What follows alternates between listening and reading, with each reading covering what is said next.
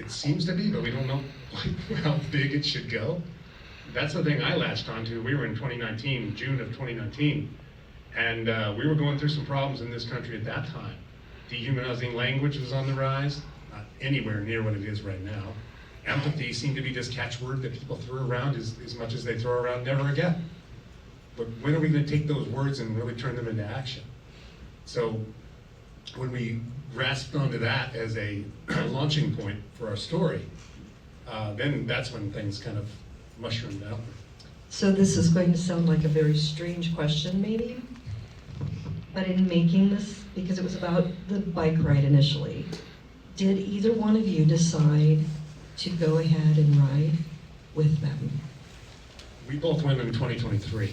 After the film was complete, and we took a rough cut of the film and sat in a multiplex in Krakow and showed all those people.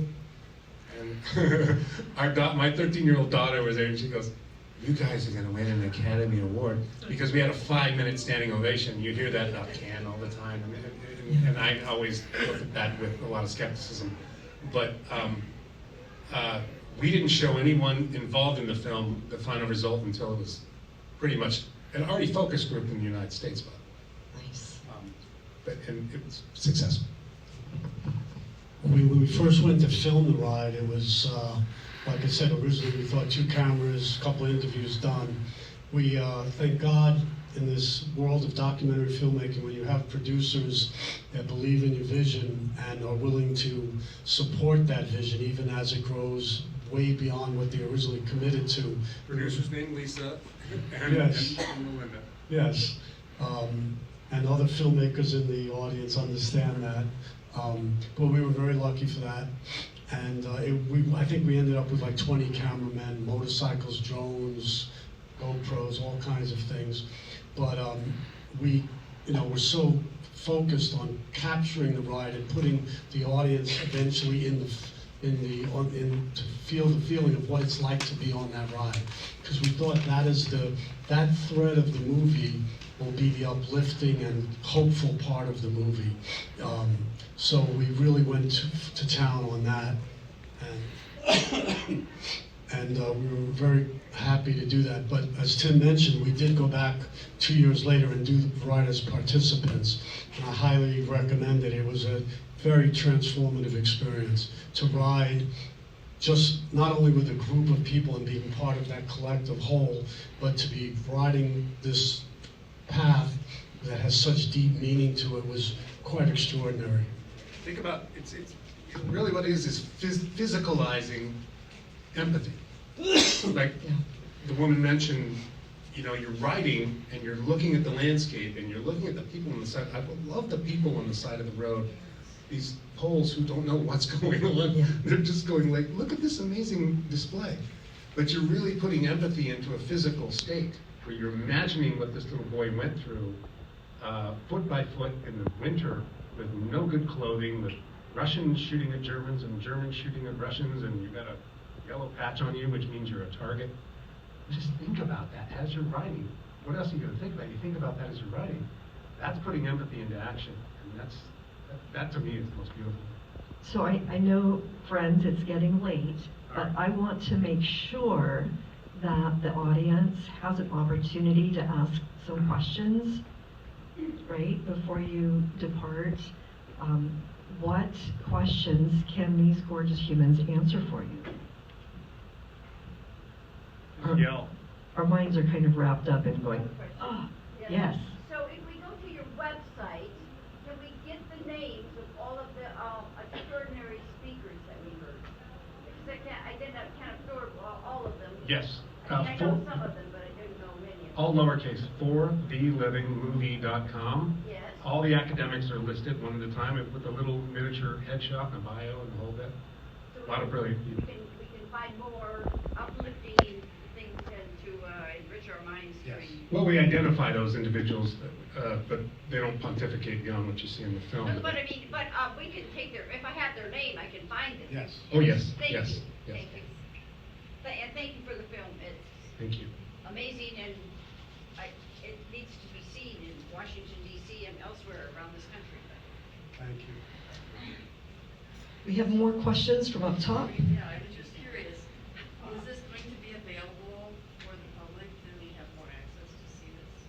Yeah, you're basically in the festival circuit environment right now, where you expose this to as many people as possible. Same with all the other films in this festival, and then someone sees the value in it and says, "What's the best, service to get this out there?" I really value the communal experience in a theater. Without commercials, you go to the theater now, there's like 15 commercials at the beginning. I just value being together with big sound and big screen and feeling the energy in the room. So we're working on that. Hopefully, second half of the year, we'll have a better answer for you. Thank you. One final question up here. I guess what I want to say is way too complex for this time of night. Earlier in your film, I'm looking at the guys in Charlottesville carrying tiki torches, and I'm thinking, I'm seeing them as they. I don't want one of those guys sitting next to me. I don't want to eat dinner with them.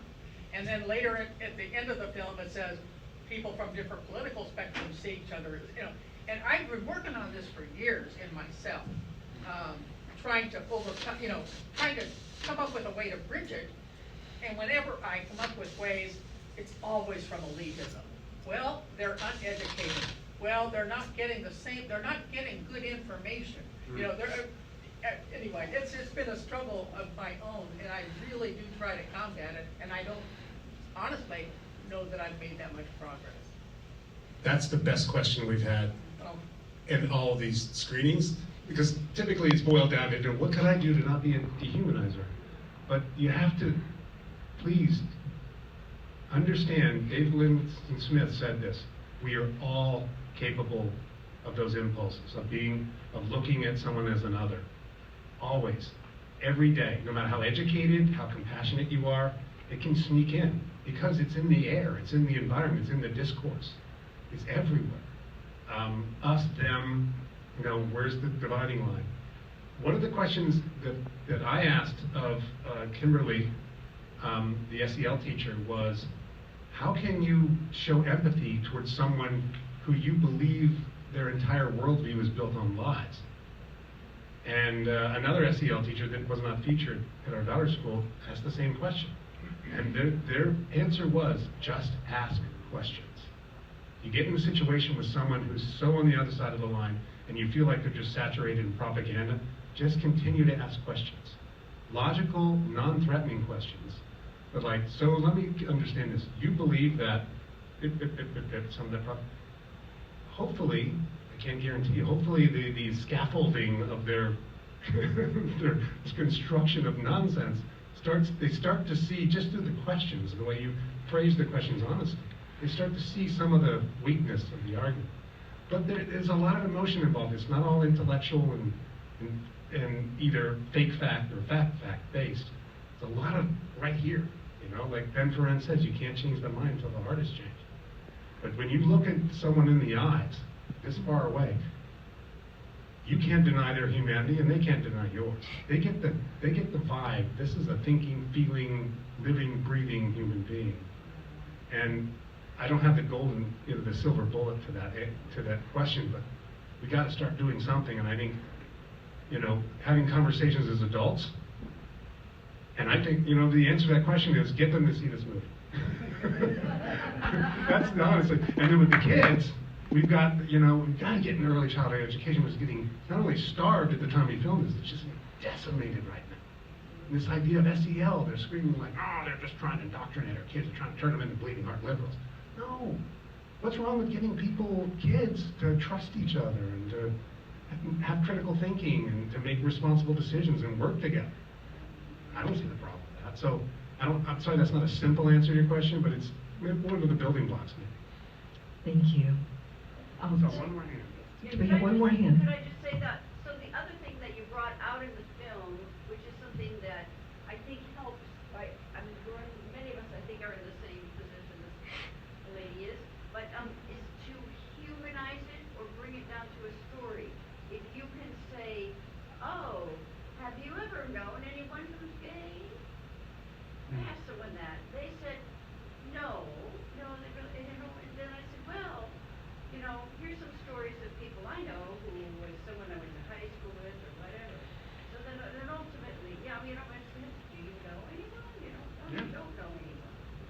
example. I mean, there's a poll recently talking about disinformation.